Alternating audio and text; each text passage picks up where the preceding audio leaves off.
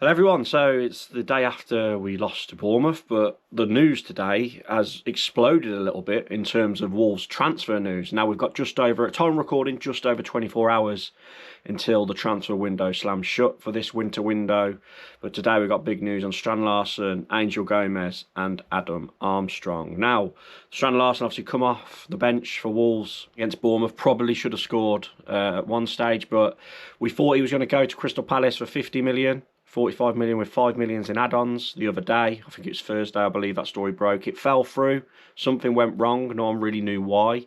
They didn't know if it was something to do with the Mateta deal or Evan Gesson going to Palace, but something did fall through after a here we go from Fabrizio Romano, which he then deleted off his Instagram. But now, according to multiple sources, all the best sources in the game, 43 million plus 5 million add-ons, making it a 48 million pound package in total for Strand Larsen to go to Crystal Palace. And at time recording, he's on his way to go to do his medical, so he will be joining Crystal Palace, all things being well. I think this fee is magnificent. I know we got offered a lot more in the summer by Newcastle, but Strand Larsen, whoa! Strand Larsen, whoa! If you're Newcastle, you ain't having. You're not going to buy him off if no. 48 million for a player again. I reiterate, one Premier League goal this season.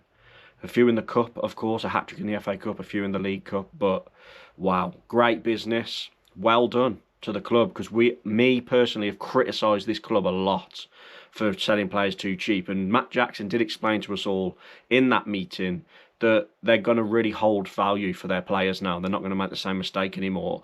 And they've been having offers for Strand Larsen all throughout the window, Leeds being another team, and they've just continually rejected it until they got up to the value Wolves wanted, which was allegedly £45 million plus, and now we've got it. So good luck to Strand Larsen. He'll probably do well at Crystal Palace, he will, because we do know if he gets a service and has a consistent run and he's fully fit and he's feeling good, he will put the ball in the back of the net like he showed last season. But for me, I don't mind this. It just it's something's gone wrong with obviously his relationship with the Wolves fans a little bit. Although I will say he has remained professional throughout this January window and always made himself available and hasn't forced for a move. He hasn't been, sulking, in my opinion. Obviously there was a bit of bad blood and he looked a bit off it in December when we were really, really bad. But yeah, things have improved slightly lately, and good luck to him. Good luck to Strand Larsen at Crystal Palace, and we'll do good stuff with that money, which brings me on to my next player. So Angel Gomes, this was reported. I spoke about it a few videos ago. A loan to buy from Marseille. He's in and out the Marseille team at the moment. He can't really stick a place down. But according to reports, a deal worth about 6.9 million on the verge of £7 million. So €1 million, €1 million euros fee to take him on loan, and then if we do buy him in the summer after the loan, it'll be another €7 million. So in total, that'd be about £6.9 million.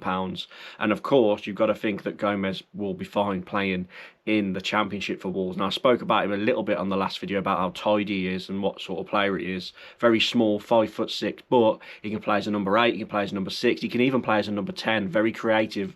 He'll be a lot more progressive and forward-thinking the likes of João Gomes and Andre, for example. So that's good because we want to see that. And he could potentially be partnering Tommy Doyle in midfield next season. Both quite small lads, but both very positive and very good at passing on the ball. So I like this Angel Gomes move. And of course, he's played for England before, 4 caps for England. And yeah, I like this move. And I think Rob Edwards has got experience coaching him before. I think he was with him in the England setups when Rob was coaching for England at one point a few years ago too. So that's a bit of the Strand Larsen money that might be used to sign him permanently in the summer after the loan. Also, Adam Armstrong. Now, Liam Keane was the first I saw to speak about this. He said that we looked at him in the summer, we looked at him at the beginning of this transfer window, then it went a bit cold, but then all of a sudden today, it's reported that it could be a total package of £9 million for Adam Armstrong. I've seen some fans moan about this. I get it, but he has got 11 goals in 29 in the Championship this season. He only managed 2 goals in 22 for Southampton last season before going on loan to West Bromwich Albion for 16 games at the end of last season, which is leaves a bit of a bad taste in the mouth that he's put the Albion shirt on, but it is what it is. Look, these are the sort of players we're going to go for. And it does surprise me a little bit because the rhetoric coming out of the meeting was we're not preparing for the Championship this window. But this, for me, Armstrong, if it does go through, it screams as a striker that they know they're preparing for the Championship. So they have got one eye on the Championship, although they just don't want to say it publicly because it makes them look a bit defeated, even though everybody knows where we are heading, especially after the weekend's results again. But yeah, just over 24 hours to go now. And what this does do, Strand Larsen going now means, because Manetzi went on loan to Paris FC as well, we do have 2 non-homegrown slots left in the squad to fill if we would like, because obviously Angel, Gomes and Armstrong are both homegrown players, so that's good because they fill the homegrown quota, so it does not fill up the 17 slots we have for non-homegrown. So will we see a move for Otelli in the next 24 hours, for example, the forward from Basel?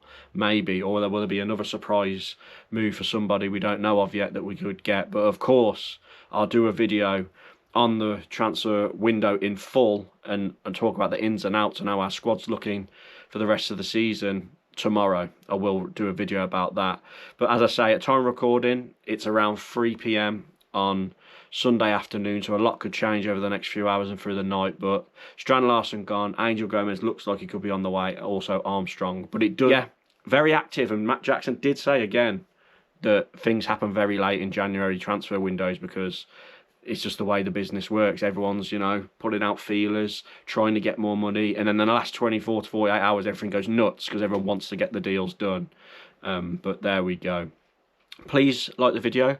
Really do appreciate it, and I really appreciate the support. Please subscribe if you're new. As you know, I'm after 15,000 by the end of the calendar year.